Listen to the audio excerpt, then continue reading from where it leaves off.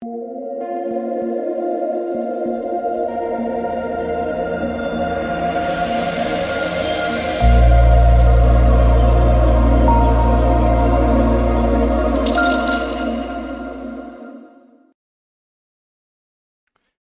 what is going on, guys? This is DK back at you with another video here for a first look at the NFL Week 5 main slate. Again, I have not looked at anything. This is my first time bringing up price points. You guys seem to like this format, but before we get into the breakdown, if you guys are a first-time viewer, make content for NFL, NBA, daily fantasy sports. We have NBA preseason only a couple days away. Cannot wait. I will have a video breaking down. We have a Thursday showdown. I'll have a video breaking that one down probably tomorrow for NBA preseason. And I'll cover content for player prop sites like PrizePicks, Underdog, and Parlay Play. If you guys are not on Parlay Play, you can use the link down below for a $100 deposit match bonus. They do have NFL Week 5 props up already. I think they're going to have preseason NBA props too, but I'm not 100% sure on that. And if you're looking for more in-depth content, you can check my Patreon link down below. But a really, really good start of the season for NFL DFS for myself. But tonight did not go well. I have basically I'm kind of speechless at what I just witnessed. Daniel Jones sacked 737 times, and that's not really an over-exaggeration. The Ken Walker people, Noah Fant, tackled at the one, slams one in.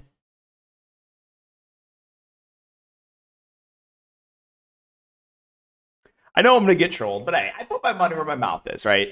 I played Daniel Jones. I played Darren Waller. I take the L. It is what it is. Hey, I was really high on the Jets last night. That worked, but I'll take the L tonight on the Giants. I did get Wendell Robinson right. I really liked his ceiling, right? I was like, all right, if you think his snaps increase, which they did, he was basically their starting receiver tonight. And he had, I forget what his final stat line is. I want to say he had like 5-6 catches, something like that. And Matt Breida was also someone I was very high on, and he did very well. But nothing I can do with that O-line, man, and Jones getting sacked that many times. Darren Waller, again, I'll take the L there. Ken Walker, that was really frustrating, man. He literally had 2 carries for -1 yards and then plows one at the end of the half for a touchdown. Oh, frustrating. Tilting, yes, I'm in pain. I'm in a lot of pain, but I don't really want to talk about the game anymore. I'm just going to try to forget that it has happened. I want to forget that I just wasted like 3 hours of my life watching that. Like I said, no more Giants primetime games. Or no more New York primetime games. Jets, Giants, yeah. Even though the Jets game last night was decent, still, I don't think my heart can take it anymore. I don't think I can take it. So that was the recap. Hopefully you guys had a better night than me for Monday Night Football. I went 2-2 in my props, but also was tilted there. I had Lockett over his fantasy score. He had like multiple catches called back. We did hit Ken Walker under his fantasy score. That last carry went for negative yards, went under.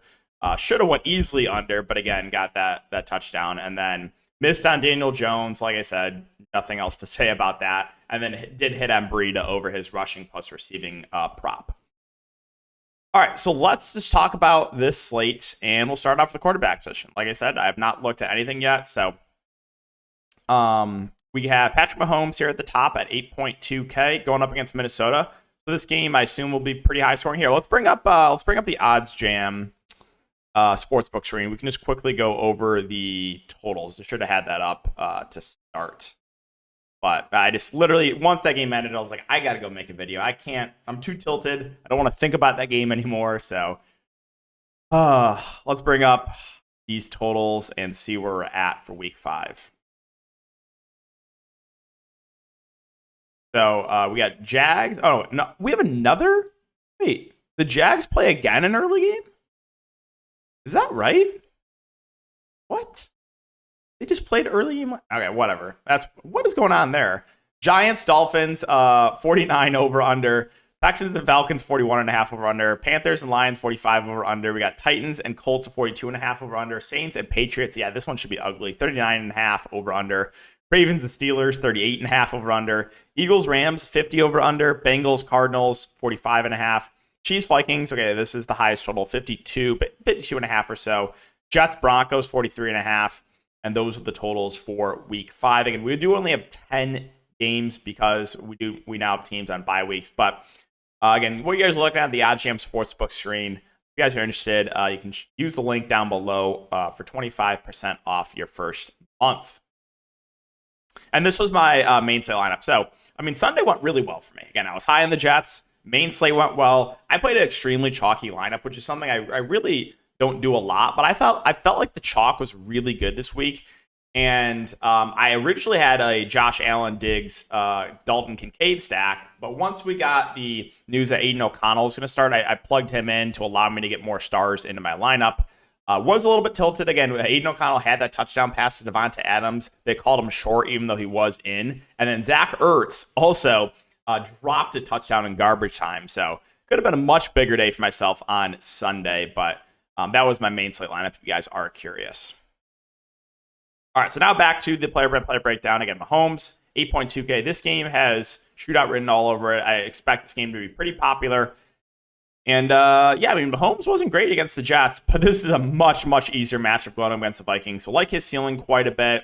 Hurts, 8K. Again, very mobile. Basically, anytime they get near the goal line, they're just going to do the QB sneak, which always, boosts his floor plus ceiling. Lamar Jackson. So I mentioned on Patreon how I really like the Lamar Jackson, Zay Flowers, Mark Andrews stack in tournaments because we knew that the Browns deal was going to be massive chalk. And for that reason, I just knew no one was going to stack the Ravens. So mention that as a contrarian stack. That worked out in a big way. Andrews had 2 touchdowns. Lamar Jackson also had 2 touchdowns on the ground. Going up against Pittsburgh, I still think he's a reasonable option. Tua is fine. Anthony Richardson, so didn't have the best game through the air, but still, again, provides that rushing floor. Still going to be another solid quarterback play. Kirk Cousins, 6.9K. I mean, the Vikings team has not been looking great, but you would assume they're going to be playing from behind and probably going to have to air it out. Let's see. Burrow, I mean, it is a cheap price point for Joe Burrow, but that calf injury is clearly hampering him. So, So, who's ready for this?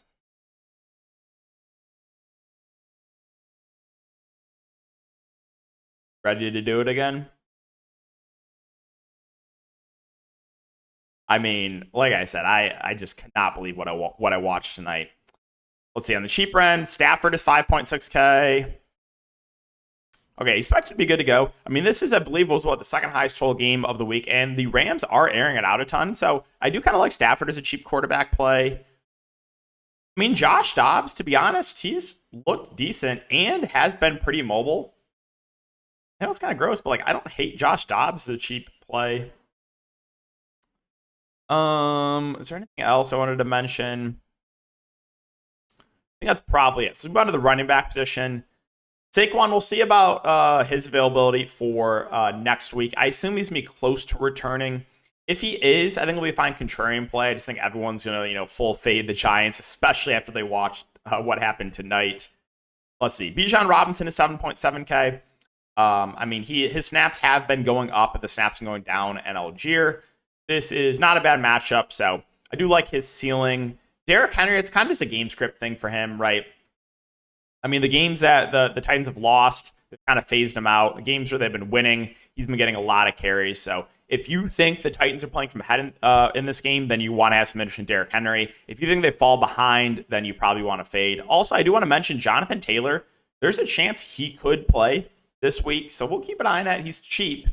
I'll just say this. If he's in and no limitations, full go, I'm definitely going to have some interest in Jonathan Taylor, even though it's not the best matchup. Kyren Williams, I think, okay, so suffered a bruised hip. I assume he'll be good to go. Now, he didn't play 100% of the snaps. They did work in Ronnie Rivers a little bit, but still a guy that is heavily involved in the pass game, and I would expect if he's good to go, probably still play 70-75% of the snaps. Montgomery, I mean, he had that huge game on primetime. 32 carries is insane. That is absolutely insane. Gibbs is still working in here and there in some pass-down situations. Montgomery's the clear RB1, and Carolina is not a great defense, so I actually do think he's a solid option there in the mid-range. Joe Mixon, against the Cardinals, you would think that the Bengals are playing from ahead. He's still playing majority of the game. I think he's a pretty safe option there. Mara, can we talk about this stat line? I don't think I've ever seen this before. 13 catches for 33 yards? I mean, how is that even possible? How is that possible to have 13 catches, but only 33 yards? That's wild. But, I mean, there was really, like, he played, like, basically the entire game. Even though his game's projected to be ugly, I think he still got to have some interest. The Miami running backs, Chan is how you pronounce his name. I mean, he's looked good, but still, I mean, they have Mostert, and I think Jeff Wilson, I want to say, could return this week from IR. Yeah, and should be ready to return from IR. So I don't think I can play the Miami running backs right now, especially with Wilson coming back. I don't know what the split's going to be. It could be a three-headed monster too, so I'll probably pass there. Again, Gibbs, he's a talented running back, but right now just not getting a ton of work. Honor, still a guy playing majority of the game for Arizona. If Jonathan Taylor is not available to play, then I do have some interest in Zach Moss. But again, this is the downside, right? When Anthony Richardson is the quarterback, I don't like Zach Moss as much. Because when Minshew, more the pocket passer, is the quarterback, they can look to more dump downs to Zach Moss. And again, with Richardson playing QB, he's going to keep himself a lot as well. Now, Madison 5-7, so Cam Akers did play a little bit more than I thought, but Madison was still clearly the RB1. He's cheap, is involved in the passing game, and I still have interest in Madison. Again, he's looked better over the last couple of weeks. Pacheco is 5.7K. He's the RB1. Now, he's not a bell cow back like they will if McKinnon mix in. They will CH mix in, but again, cheap, and this game should be played at a very fast pace. So Javonte Williams got injured. They said he's not expected to miss much time. We'll see. If he's not available, then you could have some value opening up for Denver. Let's go over to Denver. Talk about that. So the rookie, McLaughlin, looked decent in his limited touches last week. He could be a value. You also have P. Ryan that would mix in too. So a monitor situation there on Javonte Williams. What else at running back? Breece Hall, the snaps are going up, but they're still playing two other backs. Miles Sanders is 5.2K. I mean, was pretty bad last week, but still is their RB1, relatively cheap. If there is, I will say this, if there's no Saquon, I mean, I still have some interest in Breida. He played a majority of the game, was very involved in the passing game. He could have had a much bigger game, too. If you guys watched the game tonight, even though the Giants were awful, he tripped up twice on that, when Geno Jones hit him on that long pass, he tripped up. He could have gone for a lot more. And then when they were backed up near the goal line, he also tripped up. He could have ran like 90 yards for a touchdown there. So could have been a much bigger day for Matt Breida. Dalvin Cook, no, he's dust in my opinion and losing snaps. Anything else on the cheap end here? So the Swift Gainwell, let's see, where is DeAndre Swift's price? Swift is 6K. Gainwell is 4.8K. Again, they are going to go with the hot hand, but right now, Swift seems to be the little bit of a safer back, even though he's a bit more expensive.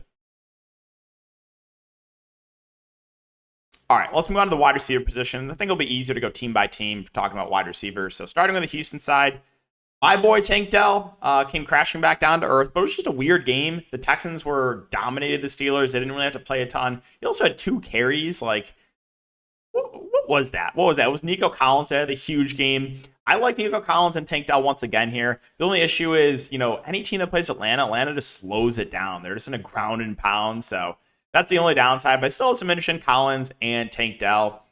For Atlanta, I mean, outside of Drake London, I just don't think I can stomach anyone. He had 3 catches, 7 targets. I know I can't play Matt Collins. I can't play Cordero Hodge. I can't do it. Let's talk about Carolina. So Thielen, I think, is still underpriced, to be honest, at 5.1K. He's their clear, and I mean clear wide receiver 1. He's averaging over 10 targets a game through the last 3 weeks. And you would think going up against the Lions, they're probably going to be playing from behind. So I do like Thielen a good amount once again. Mingo was inactive last week. So with him out, you saw Terrence Marshall play a lot more. He had 9 catches and 10 targets. DJ Chark, the other receiver, was kind of quiet, but we'll keep an eye on status of Mingo. If Mingo plays, I do like him at 3.3. If he misses, you could look to a guy like Marshall, who was heavily involved last week. For Detroit, I mean, Amon-Ra St. Brown's always going to be a safe option, just going to get a lot of targets, and a guy with a pretty high ceiling. So I do like him a good amount. Of the secondary receivers for the Lions, well, you have Jameson Williams now reinstated, and he was reinstated early. I want to say a couple games early. I don't know why, but yeah, he's now available. So at 4K, I do like his upside. I assume he's going to be the, other starting receiver, and then Reynolds and Raymond will probably mix in. Marvin Jones Jr., he's complete dust, but yeah, 4K Jameson Williams, again, there's a little bit unknown of what his role exactly will be in this offense, but I assume he's going to play a good chunk, so definitely like his ceiling there. Tennessee, again, it's kind of hard to trust any of these receivers, but DeAndre Hopkins at 5'7" is the guy with the highest ceiling, and he's relatively cheap. If there's no Burks, I mean, you could look to like a Westbrook Akine who did catch a touchdown last week. For the Colts and the receivers, again, Anthony Richardson, I do like his ceiling as a quarterback, but a lot of what he does is done on the ground. So it makes the receivers a bit riskier, guys like Pittman, Downs, and Pierce. For the Giants, I mean, I like min price Wendell Robinson. Again, he was barely played against the 49ers and had 4 catches and 5 targets in his 10 snaps.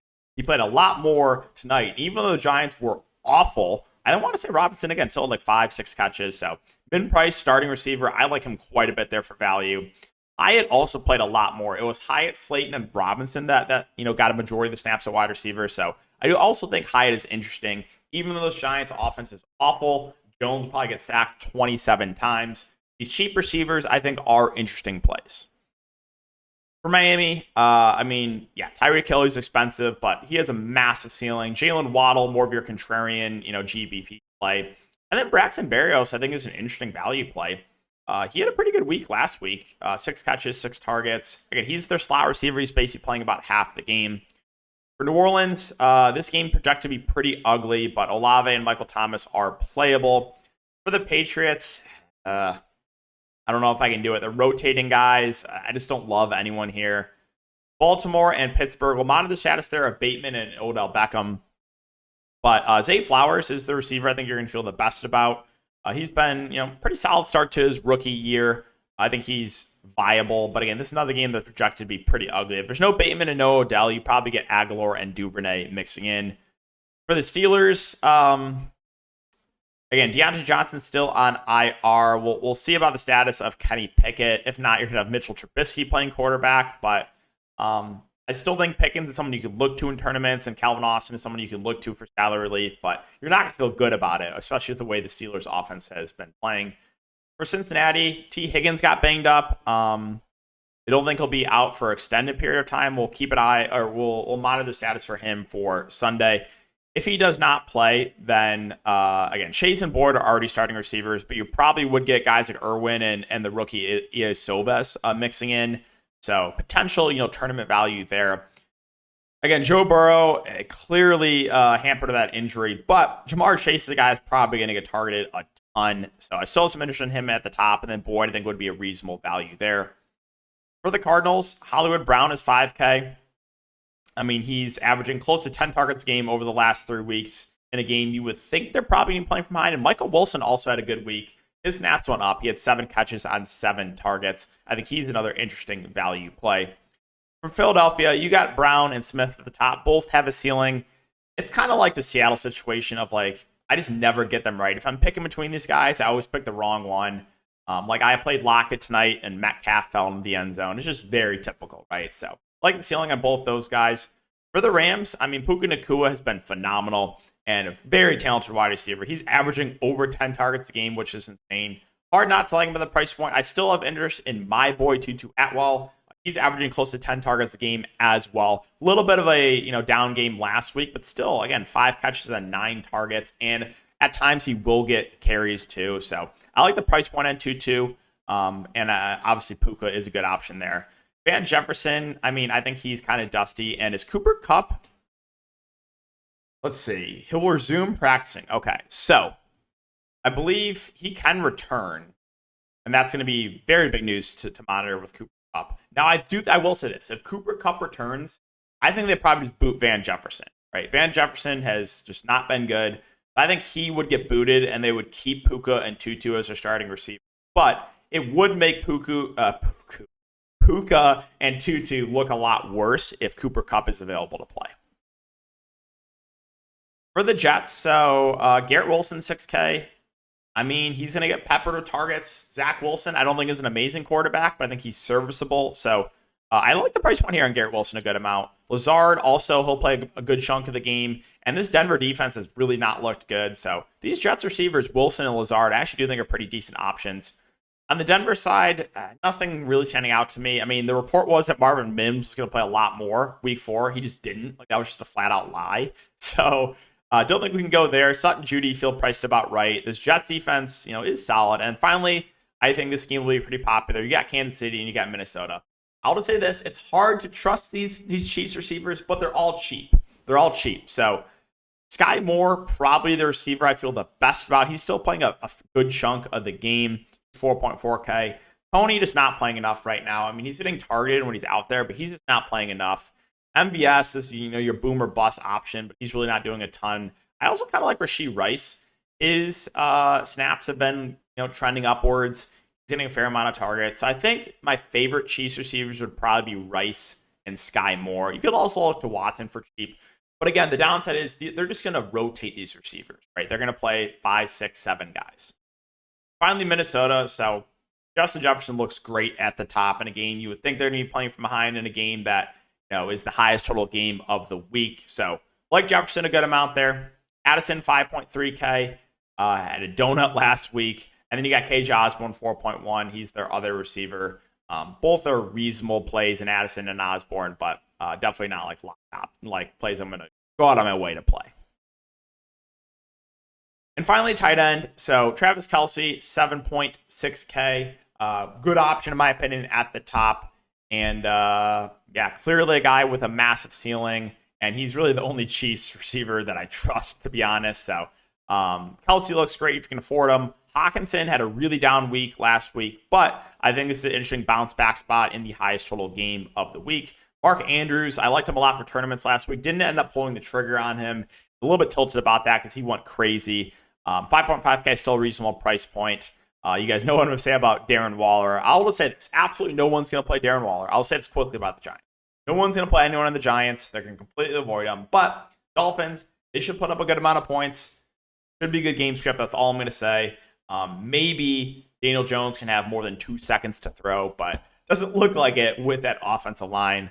Laporta, 5K, feels priced about right. Let's see. Higbee, once again in the injury report.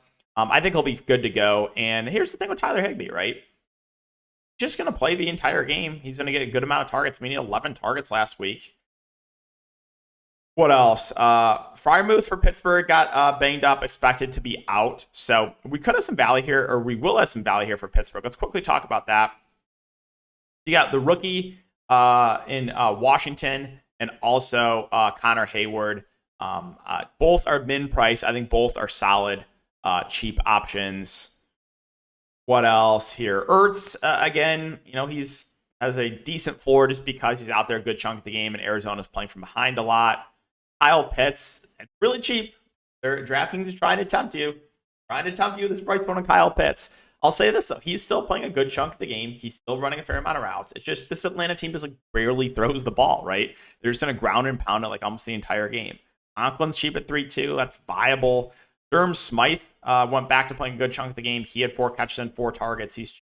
So there definitely are some viable cheap options down here for tight end. But there, guys, that's going to wrap it up the video. So if you guys do enjoy, again, make sure to like, subscribe, hit the notification bell. I'll have, again, NBA preseason content up soon. Maybe tomorrow I'll have a NFL, the Showdown video up. We have Bears Commanders. Yay, Thursday Night Football. I'll video for that probably tomorrow as well. But thanks again for watching. I really do appreciate your guys' support.